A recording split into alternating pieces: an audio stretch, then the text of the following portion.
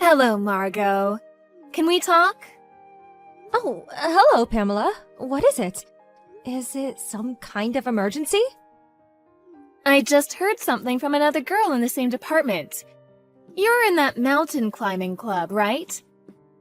And I hear you're planning a spring climbing tour? Yeah, that's right. We're planning an overnight hike.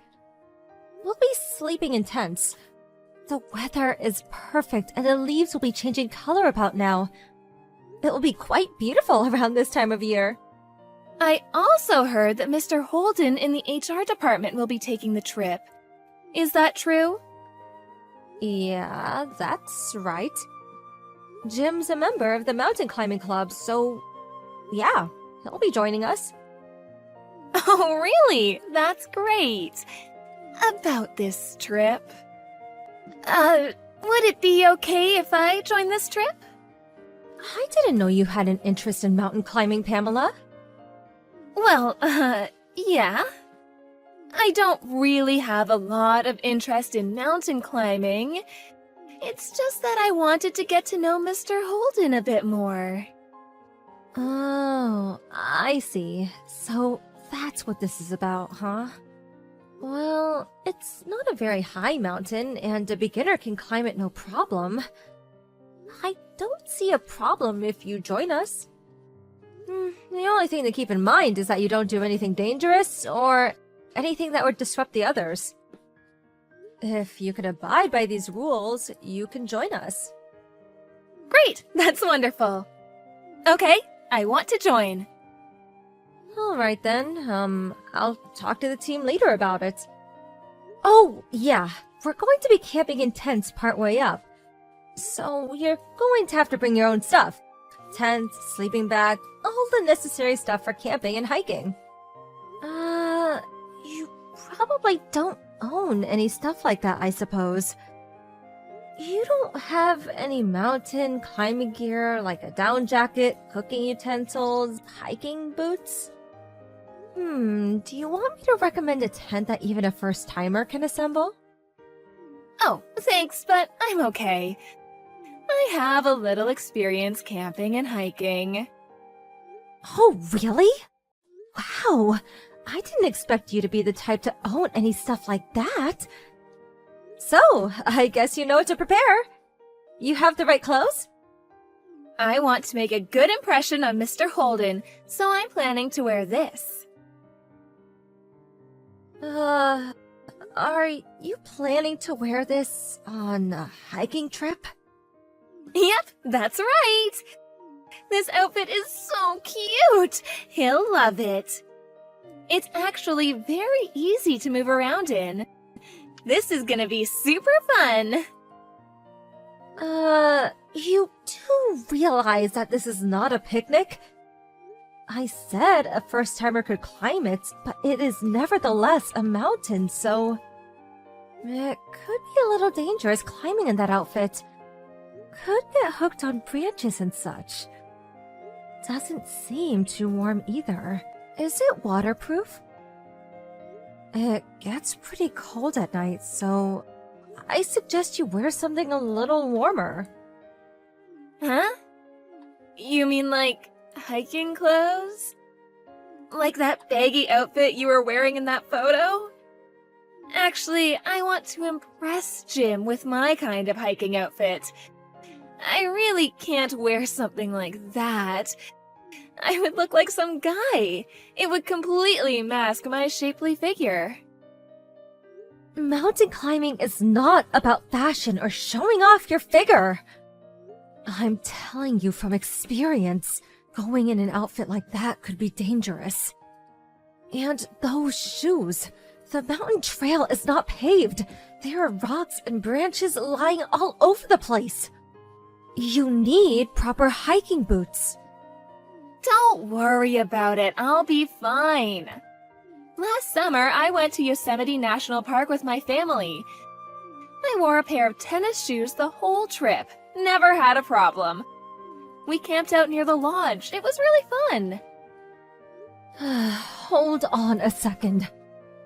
You mean to tell me that your camping and hiking expertise was at Yosemite and a family campsite?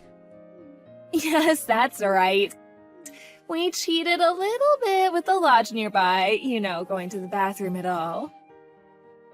Well, if that's the case, now that you were way out in the wilderness of Yosemite, that certainly would be impressive, but the campsite at the lodge?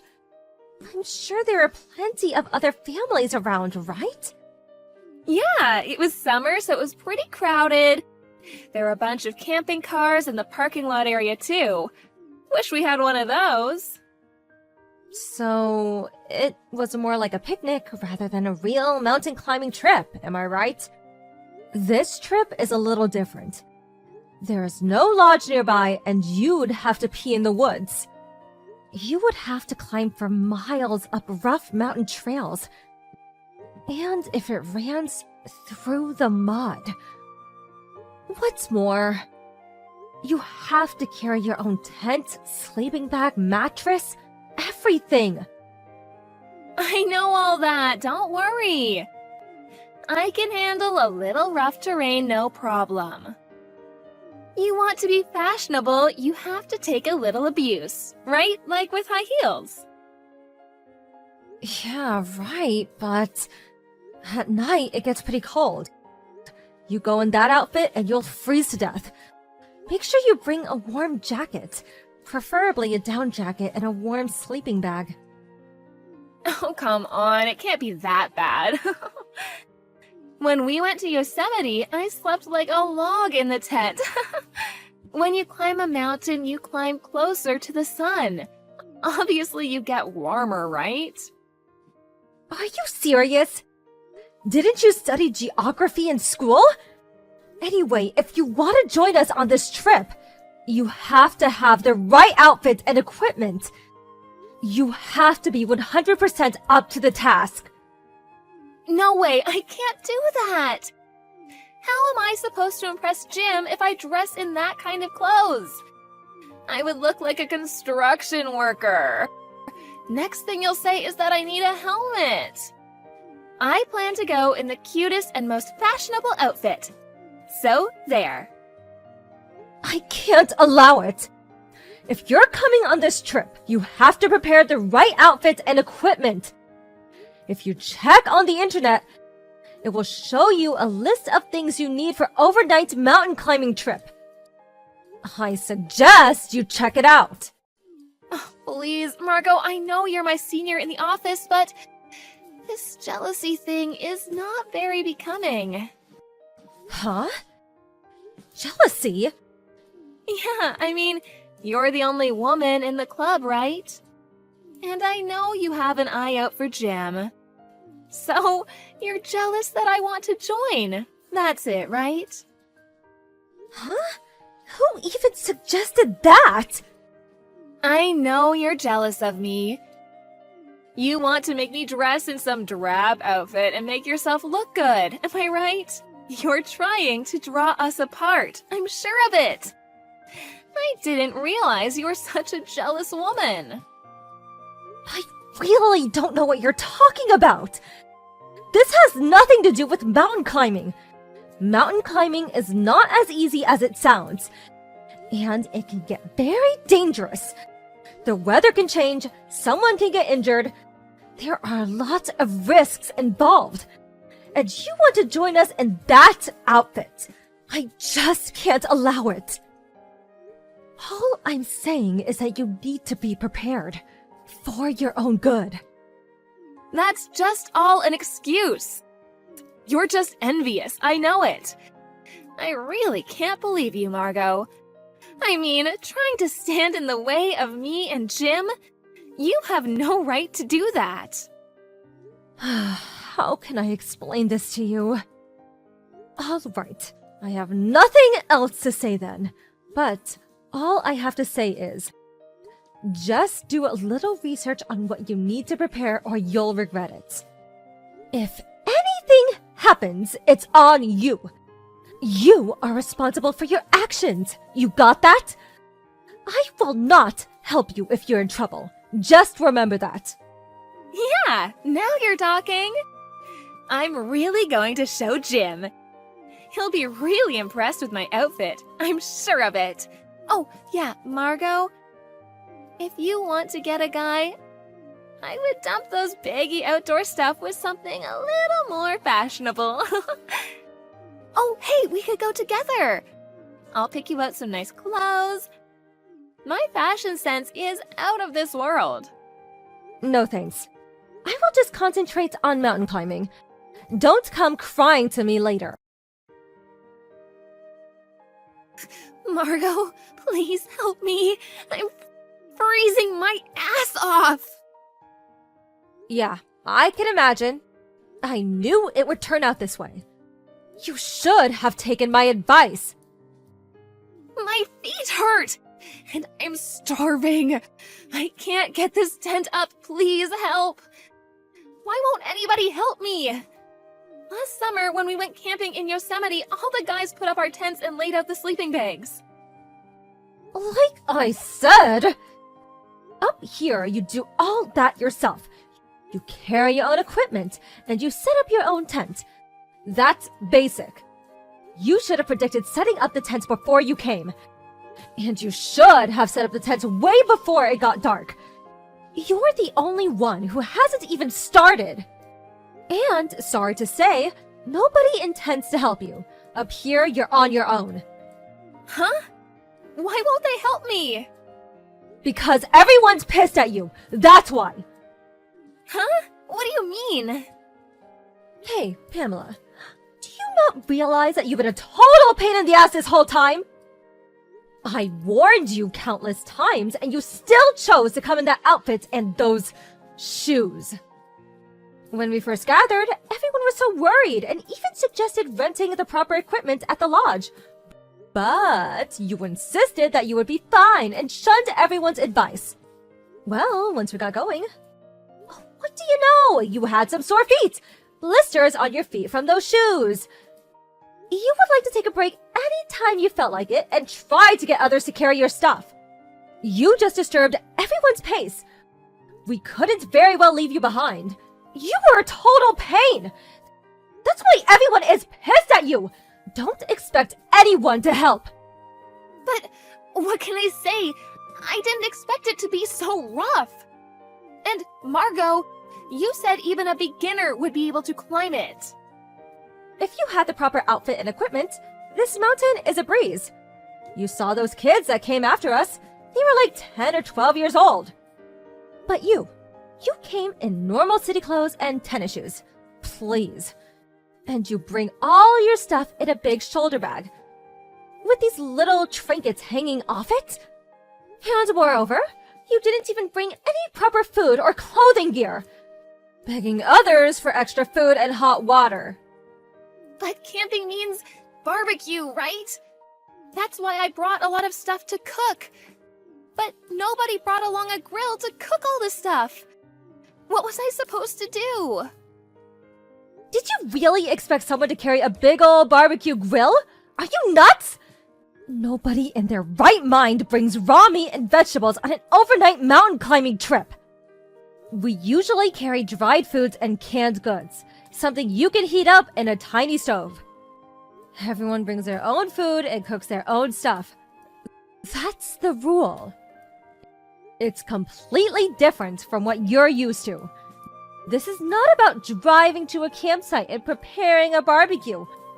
All you had to do was do a bit of research on the net, as I suggested. But... No buts about it. Because of you, our arrival at the camp spot was delayed considerably. It was already getting dark by the time we started setting up our tents. We have an early start in the morning, so we really wanted to get things set up early. But you kept taking breaks every few minutes, and when we arrived, you kept pestering everyone to help set up your tent. I mean, who do you think you are? A princess or something? This whole trip that we were all looking forward to was a total disaster. This is all on you. But I couldn't help it. All I wanted was to have Jim say I was cute. That's all. What's wrong with that? I wanted to enjoy the scenery and barbecue with him. That's all. You understand, don't you? Jim was probably the one that was the most pissed off. He loves mountain climbing. He's even been overseas. He said that you have no respect for the mountains, a complete disregard for nature. He's completely fed up with you. He's furious. Huh? Are you serious? Does he hate me now? Oh, what am I gonna do? I wouldn't be surprised if he didn't hate you. The mountains can be beautiful, but the beauty can also be dangerous. If you really wanted to appeal Jim, you should have worn the proper mountain climbing gear and did a little research before you joined us. Oh my god, this is not happening! What am I supposed to do now? Am I even going to survive? How am I supposed to know? You got yourself in this predicament. Figure it out for yourself. I hate this. I'm freezing. I'm hungry and the bugs. Ugh. Do something about these bugs, please. Anyway, I'm freezing my ass off in here. Can I go to your tent, Margot? Please tell me where you are. I don't know which tent you're in. Are you over by the ridge? That's impossible. This is a one-man tent. There isn't enough room. I'm sure everyone else is asleep by now. So you're just going to have to suck it up and sleep in that tent. But my tent hasn't even been set up yet. I didn't even bring a blanket. I'm too cold. I can't sleep. I told you 1,000,000 times. You're responsible for everything you do. I have no intention of helping you. Just make sure you don't freeze to death. No, please, Margot. Please help me. Just try to get some sleep. We have an early morning start. Good night, Pamela. Oh, please, Margot, don't leave me out here all alone. The next morning, I went over to where Pamela had set up her tent. She apparently never got the tent set up. She was instead wrapping up in it. She was shivering with cold. I felt pity for her and cooked her some hot instant soup. I discussed the situation with the others and opted to take her back down the mountain. Fortunately, all she suffered was a mild cold and recovered after a day of rest. But she lost all respect from all the club members, especially Jim, who was still furious with her for ruining the whole trip. He no longer wanted to have anything to do with her. Other than work, he avoided her at the office whenever possible. As for Pamela, she was distraught. Not for the mess she made, but for ruining her chance at winning Jim's heart. If you just go off on your own and not take the advice of others, you end up reaping the consequences. After about a week, I decided to climb that same mountain again, alone. I was able to enjoy the beautiful scenery from the top. So serene and quiet. Mountain climbing can be a hazardous sport. But if you have the right equipment and dress properly, and the right attitude, it can really be a wonderful experience. Hey, Raina. Did you ignore my goddamn instructions again? How many times do I gotta tell you, we don't use the program with the weird icon, we use Word. You draw the ruled lines with Word, you type in the numbers, and you input the numbers you got from doing the calculations with the calculator on your desk. At this company, it's standard to practice to make invoices and purchasing order forms with Word before printing them out and handing them into the executive division. How about you start doing as I tell you for a change? What the hell's all this crap with this centralization feature you used? I don't know what it's for, and that ain't company policy, so quit it, now. Hello, Brian. I take it you mean the centralized administration system. A notice stipulating its use was handed down to all employees by the parent company a few days ago. You should have received both an email and a paper copy. It was part of a drive to increase efficiency across the board by the system's developer through streamlining the workflow of all employees, regardless of whether they work at parent company HQ, any of our branches, or at different departments within the same branch. This is the format we'll be using to input data from now on.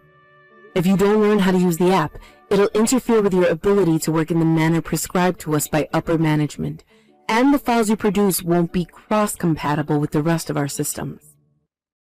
Huh? Heck are you babbling on about, woman? Nah, no way. You're the one who has to learn my style of working, not the other way around. You know, it's precisely arrogant crap like this that makes everyone hate temps.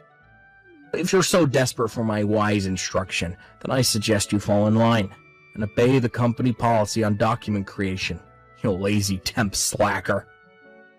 I don't know what you're talking about, but it would appear the only one who needs technical instruction here is you. Huh? In fact, that's why I'm here. I was dispatched from the parent company after receiving a request to that effect. Huh? What am I reading? You delusional as well as moronic, you lazy temp slacker. Listen to me, lady. You're new at this company. And while you're new, that means you have to follow the instruction and respect the authority of your senior workers. It's the law of the workplace. You might not like it, but we have our own way of doing things here. You don't get to pull new document creation methods out of your ass just because you don't like our process. Do you have any idea how much trouble you'll cause the company if you carry on ignoring the rules? I make myself clear? Good. Don't want to see you using anything but Word for data entry from now on. Brian, all I did was create a piece of sample work based on actual data. Huh? Your department manager distributed paper instruction manuals on the new way of doing things to all employees earlier. So please kindly use that as your reference during all data entry work in the future. Of course, that means we'll be using the new system instead of Word, as is explained in the manual. What the heck? I'm not really saying anything that difficult, Brian. It's easy enough to understand if you just think of it as inputting numerical data into the new system using a calculator. Rather than relying on simply sequentially entering your results from the calculated data into Word, a method which is significantly prone to human error. The new system is geared towards collating the data with the pre-existing database to ensure a higher degree of accuracy and precision. Quit making me repeat myself, moron. Like I said, you don't have the authority to arbitrarily come up with your own systems.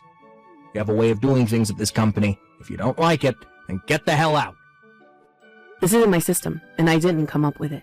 Quit trying to upset the harmony of the company and fall in line, peon. This is why everyone thinks temp workers are a scourge on humanity, should be eradicated from the face of the earth. Wow, does everyone think that, Brian? Do they really? Or maybe, just maybe, is there a chance it's just you? Ugh, forget it. I may as well be talking to a brick wall. I'm just about to come to the end of my shift, so I'll be going now. No, wait. I'll see you tomorrow, Brian. Good morning, Rena. I hope you're well today. How are things progressing with your technical instruction of the employees at the subsidiary company? I'm sorry I haven't been around much to check on your progress. My schedule has been so hectic since I became CEO. Good morning. That's fine. I understand that you're busy. I'll be compiling and submitting the interim report tomorrow morning. Excluding one employee, the instruction is going swimmingly and things are moving along as planned. Excluding one employee? Does that mean what I think it means? Yes. I don't want to sound rude, but Brian from sales is turning out to be an even bigger nuisance than I was warned he would be. He's proving to be a huge thorn in my side. In what way specifically? The rest of the employees remembered everything I told them about the new centralized administration system impressively quickly, and it's safe to say they've now completely phased out the use of other apps. But Brian is dead set on creating documents with Word and only Word. He just keeps calling me a lazy temp slacker while ignoring everything I tell him. He seems to have no intention whatsoever of learning the new way of doing things. I see. The company is moving away from the old paper-based system, which used Word doc files for things like invoices and purchase order forms in a drive to increase efficiency and encourage an overall streamlining of the work process. So even if he does carry on using Word, we won't be able to use anything he creates. Right? I've explained exactly that to him countless times, but it seems no matter how many times I tell him, or how easy to understand I try to make the explanation, nothing goes in. If I'm not mistaken, Brian is 43 now. He joined the company when he was 39 through his personal connections with the former CEO. But to be honest, he He's been like this from day one. I'm not sure if he thinks he's free to do what he likes because he's related to the old boss. But even if that was the case then, his uncle isn't calling the shots anymore. He really is a nuisance. Our company is already behind enough as it is on digitalization compared with the rapid advances our competitors have been making over recent years. The last thing we need is stubborn employees with old-fashioned, fossilized ideas on how things should be done, preventing us from making any progress. I'll only be giving technical instruction at this branch for another week. I'm really going to have to do something about him before I finish up here. It sounds like you're having a rough time of it. No, it's nothing. I'm just doing my job. If he persists in refusing to listen, we'll be left with no choice but to consider the nuclear option. God frickin' damn it. What the heck is it gonna take for you to learn to use Word, lazy temp slacker? Hello, Brian. I assure you, I know full well how to use Word. Liar. I'm very kindly going out of my way to try and teach you how to do your job, but you don't put the slightest bit of effort into trying to learn. Imagine having access to a teacher as exceptional and competent as I, and completely wasting the opportunity. You're teaching me? No, I'm definitely the one doing the teaching here. As I previously told you, I was dispatched by the parent company to provide technical instruction to all employees regarding the new centralized data entry system. What? Why'd you have to disobey me at literally every opportunity? Do you have daddy issues or something? This is the problem with lazy temp slackers like you. Nothing ever goes in until you screw up and learn the hard way. I was hoping it wouldn't have to come to this, but it's time you learned a lesson.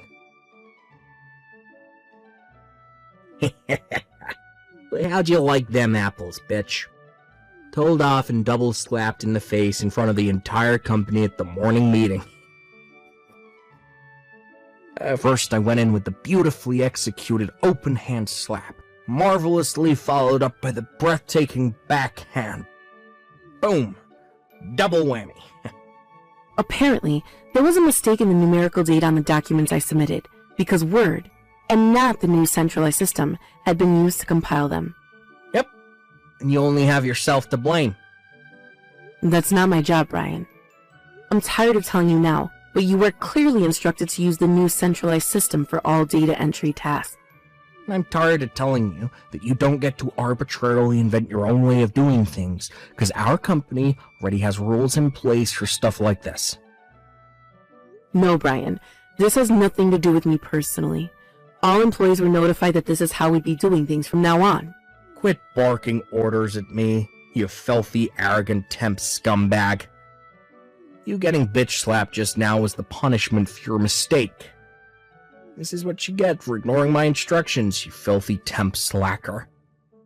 Do you understand how powerful I am at this company compared to you? I'm a full-time employee. You're not even worthy of breathing the same air as me. Brian, by any chance, do you think I was dispatched here by a staffing agency for temp workers? Huh? Why would you ask me such a dumb question after all this time? I know exactly why you're here. Because you got sent by the parent company to receive technical instructions for being deemed totally useless and incompetent for your constant, never-ending failures. They probably felt too sorry for you to fire you, since you're so pathetic. Well, luckily for you, I took it upon myself to be your mentor, but all you've done is throw it back in my face. Why'd you think I'm so kindly trying to teach you how to do data entry using Word? If I didn't teach you, you'd probably end up getting depressed and killing yourself because of your constant failures. You have absolutely no idea what you're talking about. What?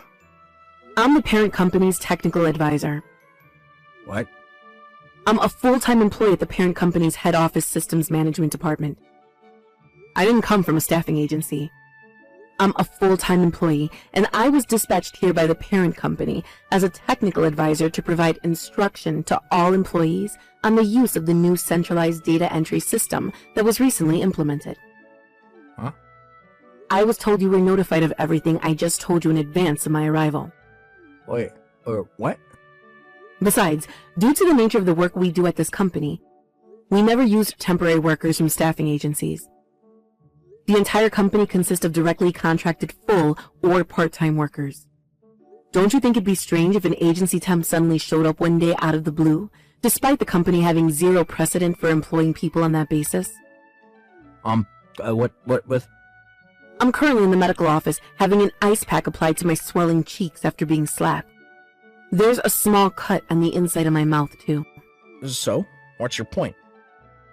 The company president would like to see you. Please make your way to her office immediately.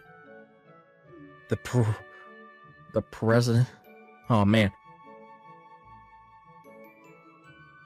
Hey, Raina, what the heck did you go and do, and what are you gonna do to make up for it? I got told to stay home and not come into the office thanks to you. The president told me she was gonna think about how to deal with me, but it's pretty much a dead certainty I'm gonna end up getting fired. I'm gonna be unemployed again soon at this rate. I can't go back to being jobless. God damn it, to think I finally landed myself a stable job after my uncle, the old CEO, pulled a few strings and got me into the company. What are you gonna do to make this right? Hey, stop ignoring me. I'm talking to you, idiot. Say something. Hey, Raina, admit it. You have the hots for me, don't you? I was thinking about it all evening last night and it finally dawned on me. How did I not realize it all this time? The reason you were so rebellious and domineering with me was because you were playing hard to get, wasn't it? In that case, the solution here is easy. You're gonna get married. You're gonna be my provider. Yeah, think about it. It's entirely your fault I lost my job, so now you're gonna make up for it by putting a roof over my head, feeding me, clothing me. If you swear to give me your hand in marriage and provide for me for the rest of your life, I'll forgive you for getting me fired. Alright, sweet. Now we've agreed on our future together. It makes more sense for me to voluntarily resign than let them fire me. This way, if I jump before I'm pushed, I still get to keep all the money I've been putting into the pension scheme all these years. I bet they're going to be so frustrated when I hand in my resignation before they can fire me. They did tell me I wasn't to come into the company while they were deciding on my punishment, so guess I'll have no choice but to leave my resignation in the postbox.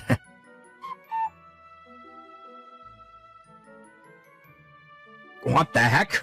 Raina, goddamn you. You're already married? Explain yourself. When I reported my resignation and our engagement in the office group chat, they told me you're already married with kids. How dare you trick me, you cheating worm?